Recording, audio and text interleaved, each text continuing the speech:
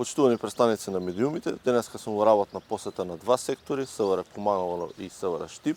Утре бев во Старо Новогоричино, во Кратово, денеска моментално сме во Пробиштип. Од сите состаноци може да заклучиме дека безбедносната состојба е поволна, граѓаните се безбедни.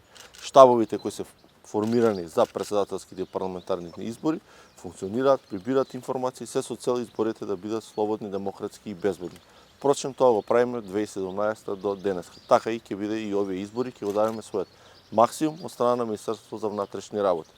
Исто така на сите средби денеска разговаравме дека многу се подобрени условите во кои работат македонските полицајци на територија на СВР Куманово, се 100% сите објекти реконструирани, на територија на СВР Штип само еден објект е нереконструиран, така да и во наредниот мандат и тој објект ќе биде завршен и што и на двете територии на СВР Куманово и Штип ќе имаме 100% реконструираност на сите објекти кои не беа реконструирани нешто повеќе од 50 и 60 години.